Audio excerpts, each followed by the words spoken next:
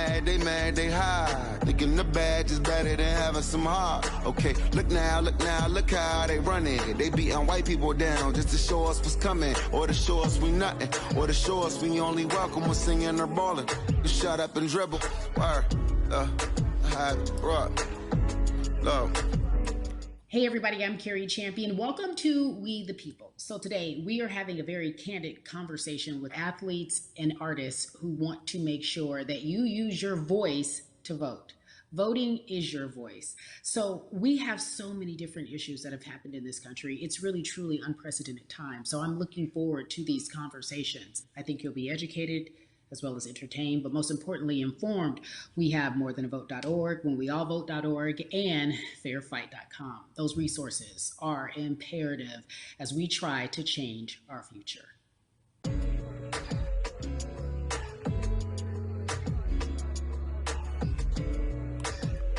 Yeah, la. There's no way that we can talk about hip hop or even the fact that we want to talk about activism, black voter suppression, without bringing in this guy straight from Port Arthur, Texas. We are talking about Bun B. He is an activist, a scholar, and an all-around gentleman. Thank you so much for spending some time with us. Bun, I don't want to start heavy, but I guess I have to because that's where we are in the world today. It's heavy as hell. And when you think about what needs to happen in this country in terms of change, what's the first thing that you think of? Equality. That's pretty much the first thing that comes to mind, right? Black people need to be seen as equals in this world. You know, we had to fight just to be recognized as a full citizen in this country and not 3/5. The world is now seeing what we've known for so long in the culture and in the community. The one way that we can fight is obviously voting. Talk to me about what voting means to you. I hear people all the time talking about one vote doesn't matter and that voting doesn't make a difference. If that's true, why do they work so hard to suppress the black vote? Because they understand the power of the vote. And so it's time that black people collectively also understand the power of their vote. And not just on a national level, because a lot of times we only have this conversation every 4 years. People need to be very much involved in their local politics. They need to understand who their elected officials are, where they stand on issues that affect you.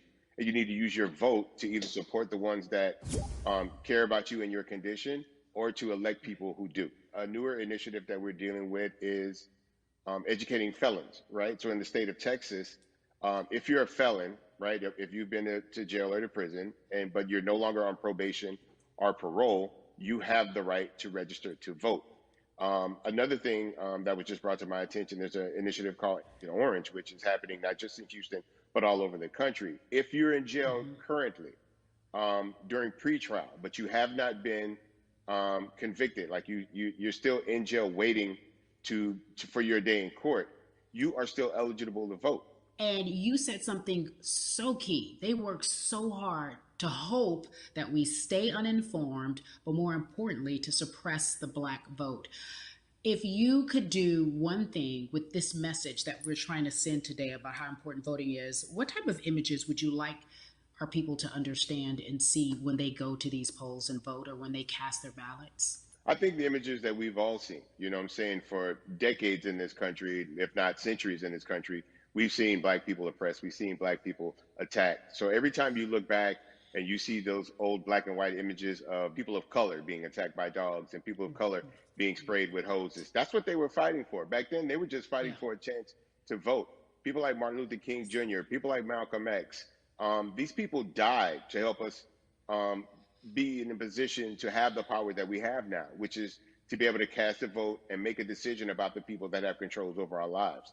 So, I mean, if you in your own community need a reason to vote, look at a person like George Floyd. If the people in your city are not open to police reform, are not open to having a conversation about defunding the police, are not open to issues concerning economic equality, judicial equality, and racial equality, right? If they're scared to say Black Lives Matter, you have the power to put people in those positions who do believe that Black Lives Matter, who do believe in racial equality, economic equality, judicial equality, right? Who see us as human beings.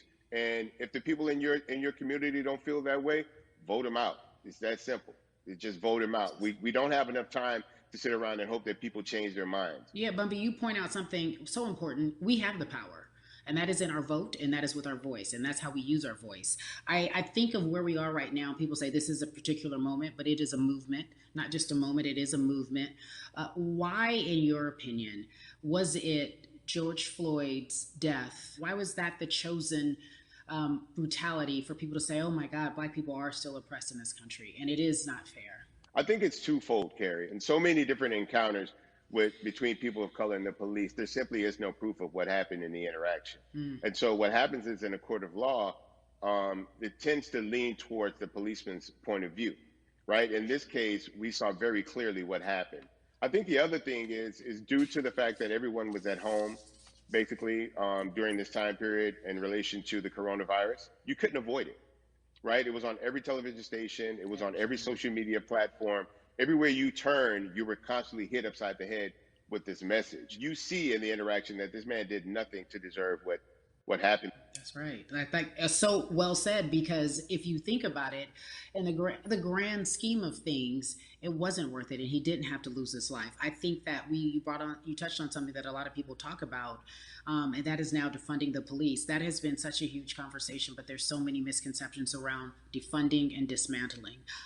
If you will, educate the audience. All right. So most people, when they hear the term defund the police, they tend to think of, oh, they're going to take away our police department. Nothing could be further from the point.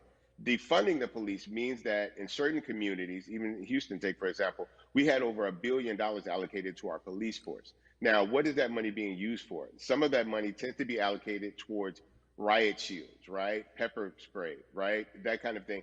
That's only used against the people that fund this budget, right? So why would the people want to supply the police with the means to oppress them? If the police are concerned about the situations in certain communities with a higher crime rate, well, higher crime rates tend to happen in communities where there's not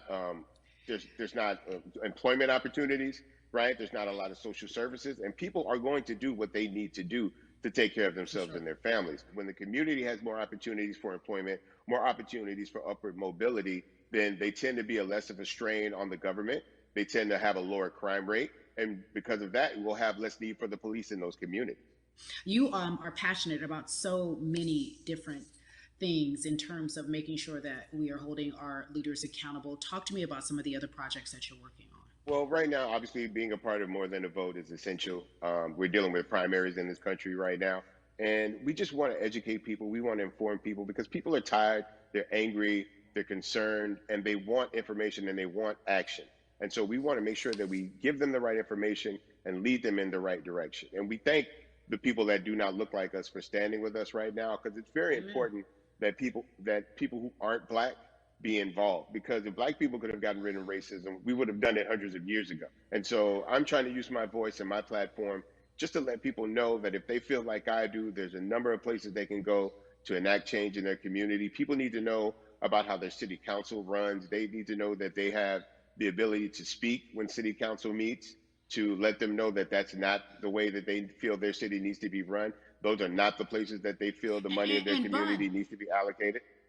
And Bubby, even a step further, they can run for office in their local community. They can run for positions. Like, people act like they leave it up to somebody else. If you're upset, it's not hard to get on the school board. It's not hard to be a part of the city council. It really isn't. And depending on how small your town is, you could be a mayor. The power is with the people. And we need to just know that that's happening. Absolutely. And it's always been with the people. You know, if you look at Trayvon Martin's mother, Sabrina Fulton, right? She felt that there was a system of racism and a system of oppression that led to her son's death. And so what did she do? She ran for city council and she was elected to city council. Our own former president, 44, Barack Obama, right, started in the community as an activist, ran for an elected position, became senator, ran for another elected position and became president of the United States. So don't think that you can't make a difference. You know what I'm saying? You don't need a lot of money. You don't need a lot of power. Your voice is enough to make a difference. Amen. I feel like I need to go out and run for something. You gave me a rousing speech there, sir. I'd be remiss if I didn't ask you this. When I talk to my brothers, I have to ask you, as a Black man, how are you doing? Are you okay?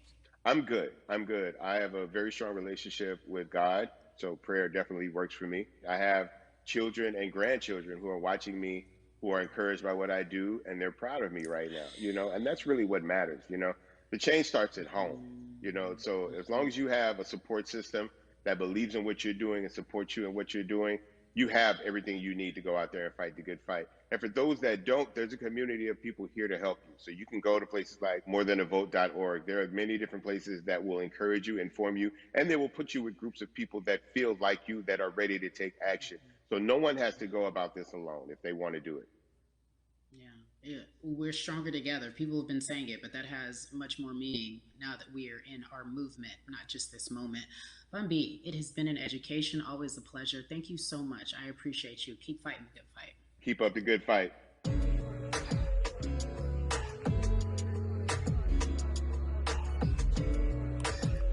Yeah, la. So our next guest, I have to admit, I'm a fan, but there are so many different people that we could talk to, and I thought it was so imperative that we speak with her. You know her as Molly on the huge, successful show Insecure, HBO's Insecure. She also has a comedy special highlighting her Nigerian roots, and she's an amazing podcaster. Let's welcome in Yvonne Orji, everyone. You have such a beautiful way of making things funny, giving us our medicine with some candy, right? The humor and the healing. You bring all of that to your space. And right now, as you look across this country and how everyone is so broken and so upset, if it's not social injustice, it's the pandemic, it's depression, it's unemployment, the list goes on and on. How are you doing, quite frankly? You know, I'm rediscovering self in a way that is hard, but necessary, that will lead to ultimate joy. I know it sounds like a lot, but no, I think I personally think that God put all of us on a global timeout. Like we just, America hasn't done as good as other people when it comes to timeouts because everyone else is out playing at recess, and we're still in the principal's office hoping and wishing we can come out. But I think that if we settle into the timeout and really learn the lesson that we're supposed to learn from this season, I think we'll emerge better. We'll learn how to play well with others in more ways than one. And so personally for me, I'm taking this time to learn me in a new way. I feel like I'm being ushered into a new season, and I'm getting still, because sometimes the busy confounds the work that we're supposed to actually be doing. We're busy doing other stuff, but we got work that we need to do on the inside. And I'm leaning into it. I'm like, dang, I thought I was gonna be able to rest like everybody else. And God's like, nah, we got work to do. You know what? And I think that's what everybody is saying about 2020. It's demanding that we be better. And you said it's a global timeout. What do you mean by that? Yeah, it's like everyone sit down, be humble, to quote the great prophet Kendrick Lamar. But no, seriously, sit down and let's reevaluate some things. Let us unearth and shake up the things that we have been trying to hide within ourselves, within our nation. I think America is going through an unraveling right now, a much needed, a much necessary one. And I think all eyes on us, right? There is no, oh, I was on the subway for an hour, so I didn't miss that thing that happened. No, everybody was home. Everybody, was watching when George Floyd died, and everybody, no one could hide it. Everyone was watching when Amy Cooper called the cops. Like, this is a time where it's like, oh, we can't pretend it away. We can't excuse it away. No. It's a global timeout. Sit down, watch, and let's learn. And globally, it's like, hey, we were going business as usual, but it ain't usual no more. Like that's old. Anytime change occurs, it's very uncomfortable. And so right now we're sitting with we're getting we're getting comfortable with the uncomfortable. The minorities, we've been comfortable with being uncomfortable, because that to me explains just the existence for whatever we want to do, how we break into our careers, how we live our lives, how we find ourselves one of the few or one of the first.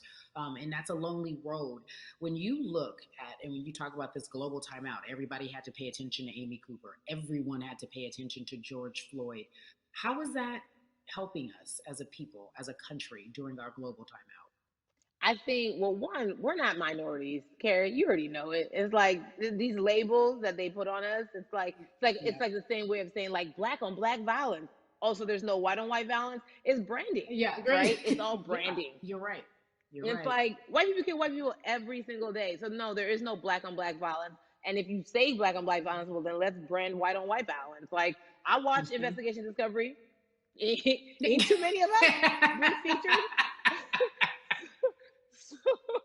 So, I just even like, but to answer your question, what does that do? I think what everyone expected is what has happened in the past when the world was still open, right? In that, okay, you had everyone from Trayvon Martin to Castillo to Sandra Bland. You had all of these lives lost, and black people made some noise. We rioted, we got out in the streets, we started the Black Lives Matter movement, all of those things.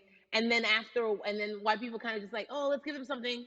And then it's just like, is it over? It's like Oscar is so black. Okay, good. We gave some Oscars. Are we good now? Like, are we even? And it's now it's just like, oh no. This is not about like a band-aid. It's like, yo, we might have to amputate the leg a little bit, but it's all right because by amputating the leg, we're gonna save the body. And so I think that's what's happening now. Like, America is realizing, like, oh, black people aren't just making a little bit of noise. Like, the protests are still out. The conversations are still being had. The change is still being demanded. And I think they're seeing, oh, this is not going no way. And no, it's not, because we need systematic change. What a beautiful way to explore what is happening and describe our country. We might have to amputate the leg, but that's to save the body. That's what's happening right now. That's beautiful, Yvonne. And to that end, I have to ask you this, because the way that we do that, we use our voice. And our voice right now in this world, in this country, is our vote. And everyone talks about voting and how important it is, but I feel like more than ever we understand that it's not just about voting every 4 years for the man in office. It's about your local elections. It's about the mayor. It is about the district attorney, the people who have the power to bring charges against police if police brutality is an issue in your community. If you care about your school district, you can run for the school board. I ask this of you, right? Your parents are from Nigeria. You are Nigerian. You talk about that very lovingly. What does voting mean for you? I think voting is power. I remember, I became a naturalized citizen back in the 90s when, because I was still a minor, my mom naturalized, and so we were able to do it under her. And just even that power of, like, we are American citizens and all the access that we have by being citizens, one of those accesses and those access to power being voting, it's a big deal. It's a big deal because not only do we have the opportunity to be in this country, but now we can be of the country. We can be of the systems. We can be of the rules. We can be of what it actually affords. But I think, going back to your earlier comment about just the setup of systems, I think we are done a disservice, either it's schools or whatever it is. And I'm not putting teachers on blast. I think teachers do a phenomenal job, but for some reason, we do not, and give them all the raises. I know too many parents who are like, this child of mine, I do love them, but hey, where can I drop them off?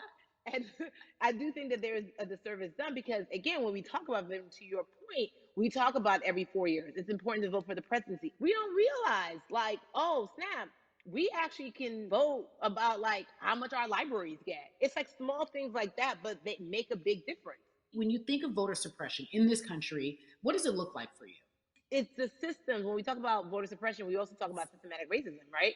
It's all the systems that set up. And we've normalized, okay, maybe your job will give you a half day, or maybe, you'll be able to get this luxury. It shouldn't be a luxury. It should be built into the system. It should be built into the fabric of how we vote.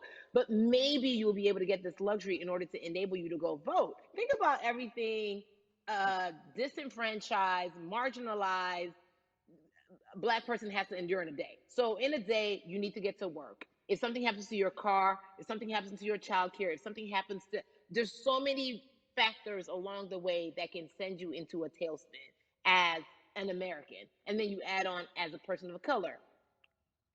If you're just trying to get to vote and you already have to go through all of these hurdles and hoops in your everyday life, imagine the one day when your voice really is supposed to matter the most in this country. But then you also see all the times that you tried to have your voice matter, and then it's been shut down, repressed, told it doesn't matter. And then you're kind of like, what's the point? How do we keep hope though? If I'm watching this right now, I how do we as a people stay hopeful? How do we believe in the promise that these quote unquote forefathers have given us? Because have you met black people? By default, like hope is infused in our DNA. Like you know what I'm saying? Like by like if we haven't been broken now through, be it through You're right. slavery, through Give capitalism, it to me. through Give it through to me. colonization, through Yeah, segregation, you're right. through I mean, listen, the history of black people in this country is at one point we were 3/5 people. Mm-hmm. That's it. At one, That was a written law. And look at us now. We are whole. We are black girl magic. We are black boy joy. We are, you know what I'm saying? What I think about in terms of giving us hope, right? We're making a lot of people nervous right now, Carrie. We're making a lot of people nervous right now because they're like, dang, we put all these obstacles in their way, and these jokers are resilient. But that should give us hope. That should give us hope that like we can't stop, won't stop. I mean, I went to the school of Diddy. You know what I'm saying? Hashtag, Harlem shaking it right now. Can't stop, won't stop. And I think that's our motto. We can't stop voting and we won't stop voting. We can't stop marching and we won't stop marching. We can't stop thriving and we won't stop thriving. To that end, because you led me directly there, I've been asking everyone who's appeared on this platform, what does activism look like? And I feel like back in the day, we had an idea. Yes, it is marching. Yes, it is protesting. Yes, it is speaking out against things that we feel are not right or unjust. But talk to me about what activism looks like for Yvonne Orji. Listen, activism, I think the beauty of activism is that it has many faces, right? You're going to have the people on the front lines. Like, you know what? Martin Luther King marched, but there were a lot of women who were in the homes like, hey, BT Dubs, when they come back, this is how we support all the people who are marching on the front lines. And we're going to be here doing what we know to do best here. And you know what? Somebody needs to bail them out of jail so now we need to be in the community, getting money or whatever it is. So it's like everybody has a position to play. And so play your position like a shortstop, bruh. So whoever you are and whatever you do, play your position. So activism could look like, you know what? I'm not the one that's built to be on the front line, but you know what? My pockets go deep, so I'm gonna support the people on the front line.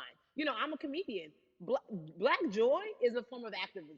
There's always a call for entertainers or celebrities that have the platform to do something. Why aren't you speaking out? I'm not a believer in thinking that it's mandatory. Like you said, everyone can be an activist and be activated in different ways. But talk to me about the connection. Talk to me about the marginalization in your world and how you feel like it even inspires you to say more and use your platform to do more. Beneath the surface of what we do, like Niecy Nash says, it's the who, right? The who is the person who's going to be like, hey, let me call this out. Either blind racism in terms of overt racism, in terms of ways that we can be better, in terms of ways that we can actually be more uplifting to the community that you may not even realize that you're serving. Before I let you go, talk to me about the urgency, in your opinion, for people to vote, our people to get out and vote this coming election. Yeah, I mean, guys, if you think you're tired now, I'm telling you right now, we cannot take this sitting down. We can't take this jokingly. I understand that it may be hard to figure out who to vote for, but at the end of the day, we got to vote for our families. We got to vote for our legacies. We got to vote for continued progress. We have to vote for upward mobility. We have to vote for equality in a way that is long lasting. And if we succeeded before, we can do it again. You talk about the hope. This is the time. This is not the time to give up. This is not the time to pretend a way that we haven't made progress. We have. There's still much more to be done. And you know what? We might have to get to a point where we pass the baton to our children and our children's children, but we still have work to do now for that generation. Yvonne Orji, you are everything. You are Molly, but you are not Molly, but I love you so much as Molly on HBO's Insecure. You are an amazing podcaster, Jesus and Joloff. Shout out to Lovey. And then we also have movies. Like you, The World, you're a model, a cover model. Also, wait, don't let me forget your hugely successful stand-up comedy special on HBO. Girl, you doing it all. And I am so grateful. You're truly the dream, not just the American dream. You're the black girl, brown girl, do it all dream, the immigrant dream, everything. You're a beautiful, beautiful soul. I really, really mean that from the bottom of my heart. Yvonne Orji, ladies and gentlemen, nothing but the best and excellence personified. Thank you so much, my friend. I love you so much, Mama. Mwah.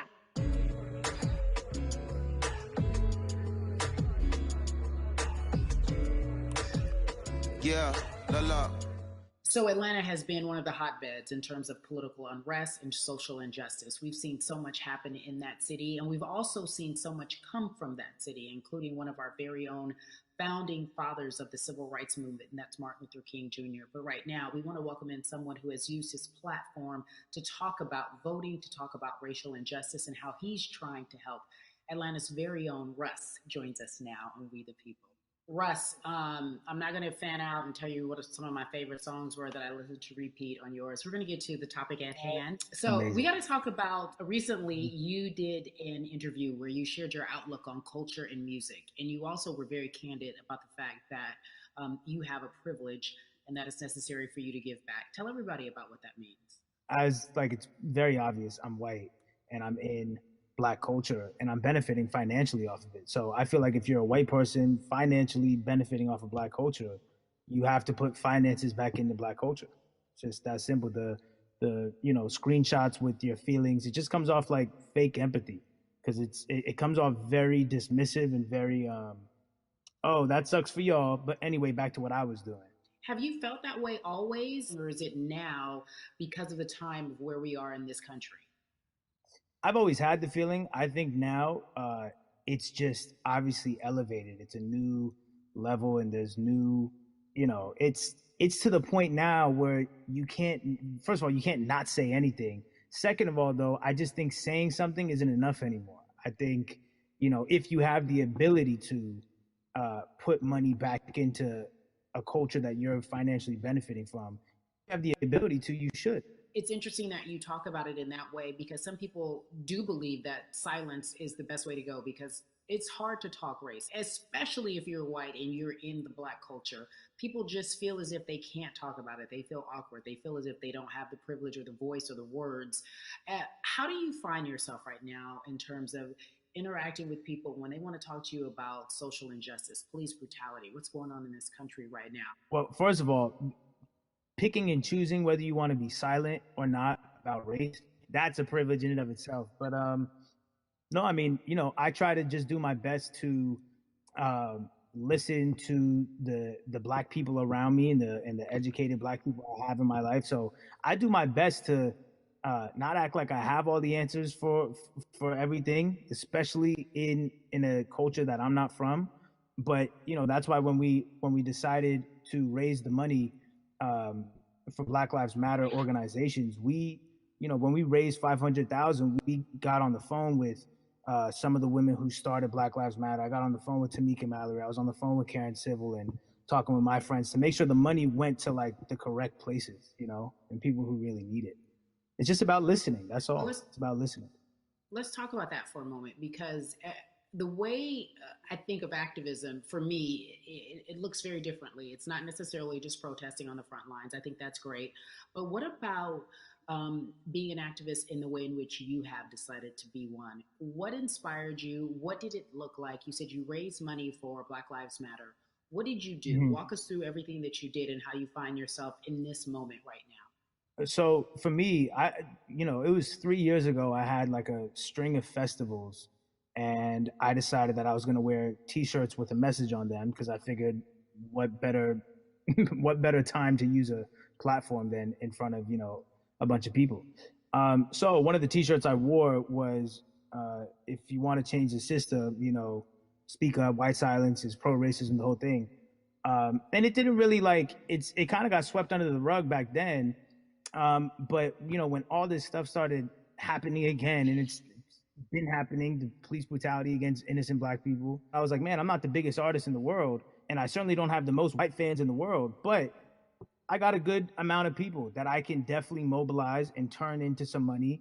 And I know they're down for the cause because it's merch, it's a good thing. And I've always been outspoken anyway, you know? And so how am I going to be in black culture and not be outspoken about racism? And then I got to ask you this, because you grew up in Atlanta, so that gives you a heads up, depending for so many people, because you're in the crux of that beautiful black city where there are so many wonderful black leaders, home of so much great music and things that speak to our culture right now. And we are really, really getting our word out, especially with this platform today, and saying that we must use our voice to vote. Talk to me about what the importance of voting for you in this upcoming election. Yeah, so I, full transparency, I had never voted before, ever. And because, I was one of those people who was like, my vote doesn't matter. And, and I don't know, maybe it's because I was younger, maybe it's because I really thought that, or I don't know, but I just think that it's got to, now this is a bit of a privilege to say it's got to a breaking point for me, because obviously it's been past the breaking point for black people. But I think that as a whole, the young people need to get out and vote, because we're the ones that